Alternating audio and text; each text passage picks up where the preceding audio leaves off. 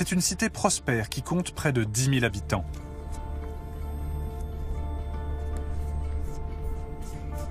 Les archéologues entreprennent d'assembler les fragments de papyrus. Mais l'un d'eux va attendre plus de 100 ans avant d'être redécouvert. Lorsque Paul Schubert, chercheur en papyrologie grecque à l'université de Genève, entreprend de l'étudier, tout ce qu'il sait, c'est qu'il s'agit d'un poème écrit en grec. Je n'avais pas la moindre idée de ce que j'allais trouver sur ce papyrus. Au début, quand j'ai commencé à travailler là-dessus, j'avais simplement un fragment en très mauvais état de conservation.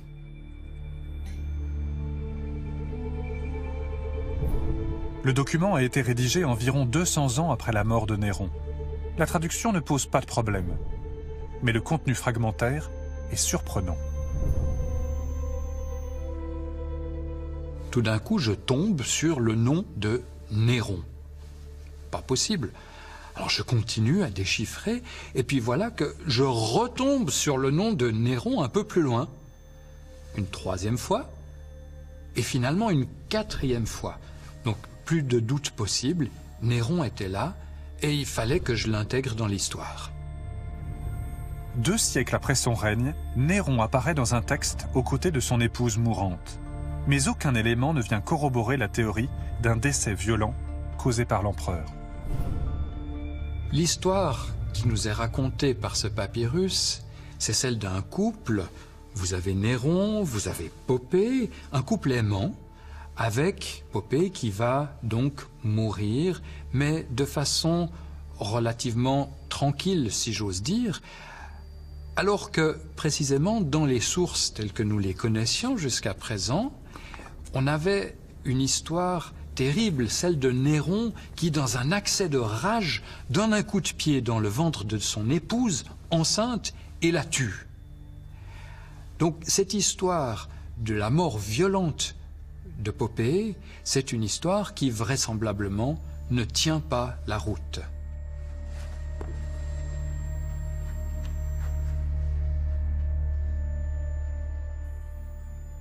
On ne peut pas dire que les chroniques romaines ne sont pas dignes de foi et considérer comme vrais les récits qui présentent Néron sous un jour plus positif. Ce sont des descriptions qui, dans une large mesure, reflètent d'abord l'intention de leur auteur. Le papyrus d'Oxyrhynque montre qu'il existe d'autres sources que les 3 chroniques des historiens. Des sources qui parlent de Néron en des termes bien différents. On ne saura sans doute jamais ce qui est arrivé véritablement à Poppée. Peut-être a-t-elle souffert de complications fatales au cours de sa grossesse. En tout état de cause, le coup de pied de Néron dans le ventre de son épouse est probablement une invention. Les chroniqueurs avaient besoin d'un mythe.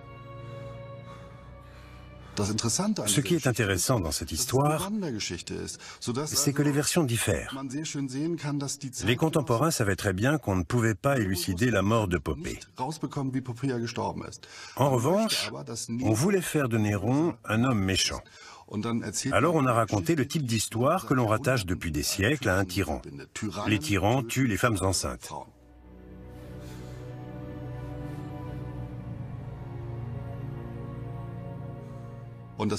Il y a un autre fait remarquable, c'est qu'un auteur aussi important que Tacite décide d'assumer cette histoire et d'en faire une vérité historique.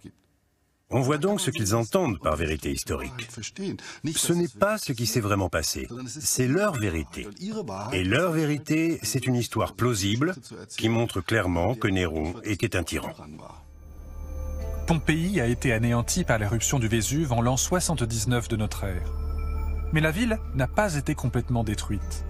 Ces vestiges livrent encore aujourd'hui de précieux renseignements sur la société romaine de l'époque. Certains indices semblent démontrer que Néron était apprécié de la population. Des inscriptions sur les murs, les graffitis de l'époque, témoignent de l'état d'esprit du peuple.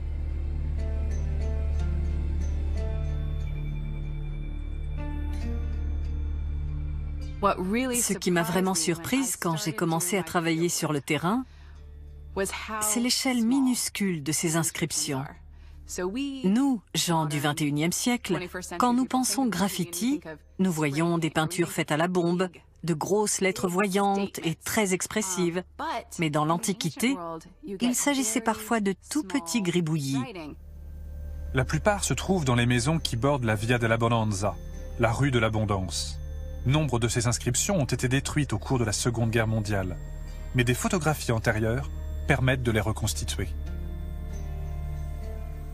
Nous avons 80 graffitis. Ils ont été écrits par Monsieur Tout-le-Monde, par des habitants ordinaires de Pompéi. Et on en trouve à travers toute la ville, dans les maisons, même dans les cuisines. Ces inscriptions portent le nom de l'empereur et elles n'ont pas été effacées. Il n'y en a pas une qui critique l'empereur ou témoigne d'un ressentiment. Ces graffitis nous montrent que Néron était populaire. Nombre de ces inscriptions en l'honneur de Néron ont été retrouvées dans la maison d'un citoyen du nom de Publius Pacius Proculus. L'un d'entre eux pourtant se démarque, et il fait encore débat aujourd'hui, car il pourrait critiquer le ministre des Finances de Néron, le qualifiant de Sigu, le poison. Une autre inscription témoigne, elle, de la popularité de Néron à Pompéi. Les gladiateurs de l'école impériale s'appelaient eux-mêmes les Néroniani, les Néroniens. On pense que Néron a sans doute levé l'interdiction des combats de gladiateurs alors en vigueur à Pompéi. Pendant 10 ans, la ville n'avait pas été autorisée à organiser des jeux. Les habitants étaient assez mécontents. Et puis, Néron est arrivé et leur a dit « Allez-y, vous pouvez recommencer ». Voilà pourquoi il était apprécié. Panem et circenses, du pain et des jeux. C'est la stratégie romaine de tout temps pour se faire aimer du peuple. Mais à Rome, la popularité n'est pas synonyme de pouvoir politique.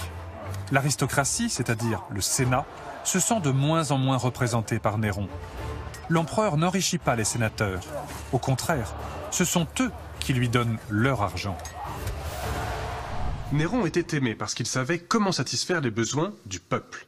En revanche, l'élite romaine voulait imposer sa propre popularité au détriment du peuple. L'escalade était inévitable.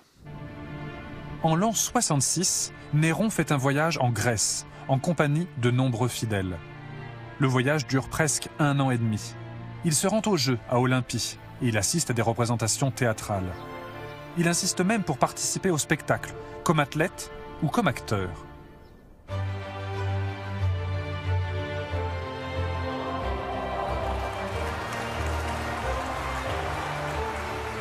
C'est un affront infligé à la morale de la classe dominante romaine. Un empereur doit remplir ses devoirs politiques. Il doit représenter les vertus romaines. Il doit être belliqueux, courageux et mépriser la mort. Néron, lui, n'a que faire de ces rôles imposés. Ce qui l'intéresse, c'est l'art. Ce besoin incompréhensible attise encore plus l'hostilité de l'aristocratie. Néron ignore tout cela. Il veut témoigner de son admiration pour la Grèce. Alors, il offre la liberté à la province d'Achaïe, dans le Péloponnèse.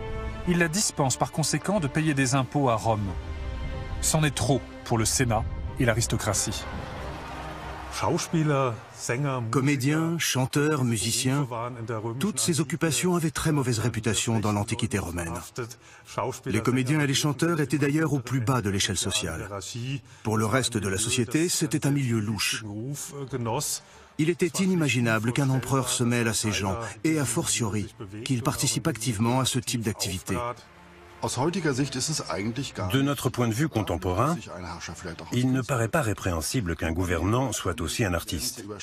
Mais Néron a franchi une ligne rouge. Il a donné de plus en plus de place à son activité artistique, tant et si bien qu'il n'avait plus de légitimité à exercer des fonctions politiques. La population elle-même devait le considérer principalement comme un artiste. Il est clair qu'il avait dépassé les limites de l'acceptable. Le Sénat en a assez de Néron, un sentiment partagé par une partie de l'armée. Des révoltes éclatent dans les provinces. L'Empire menace d'exploser. Néron est déclaré ennemi de l'État. Cette décision signifie la perte du titre d'empereur, mais aussi la mort. Aujourd'hui, nous voyons les empereurs romains comme des souverains tout-puissants. Ils l'étaient tant que la garde prétorienne était derrière eux et que l'armée les soutenait ainsi que la majorité du Sénat. Mais c'étaient des souverains aux pieds d'argile. S'ils perdaient l'appui de l'un de ces groupes, ils se trouvaient très vite privés de pouvoir. Néron prend la fuite. Il se réfugie dans une maison en pleine campagne. Il sait ce qu'il attend s'il est fait prisonnier par le Sénat. Selon la loi romaine, il sera exhibé nu à travers Rome, une fourche passée à travers le cou.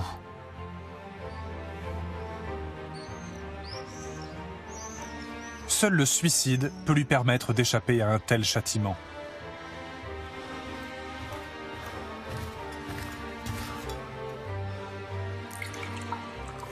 Suétone raconte dans ses chroniques les dernières heures de Néron. Il dresse le portrait d'un homme défait, lâche et irrésolu.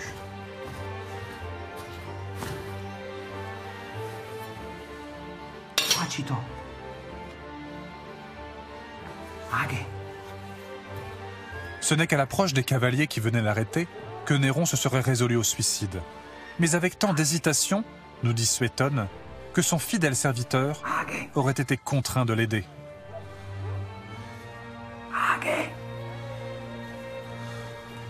Suétone le dépeint comme un esprit faible, veule et imbu de lui-même. Ce ne sont absolument pas là des vertus romaines. Mais personne ne sait vraiment comment Néron s'est suicidé.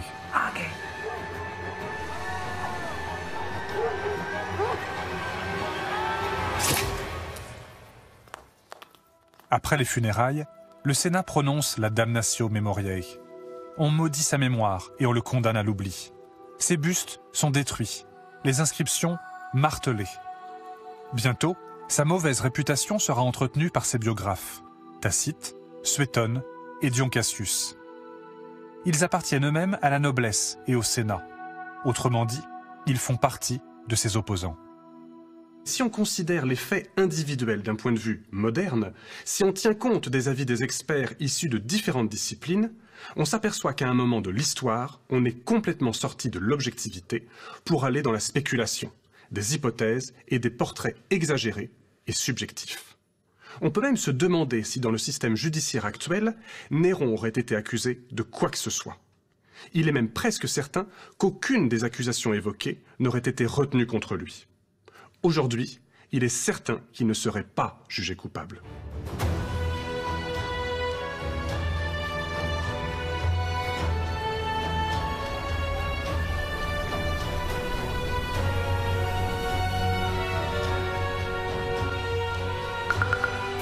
La soirée continue dans Science Grand Format avec Mission Hannibal, une autre enquête passionnante. L'histoire d'Hannibal, le conquérant, est plus souvent associée à une légende, mais grâce au récit de Polybe et aux études des scientifiques, nous verrons que l'épopée incroyable du plus célèbre Carthaginois n'est pas un mythe. Il aurait bien réalisé l'impossible en traversant les Alpes avec une armée de 30 000 soldats, 9 000 chevaux et 37 éléphants.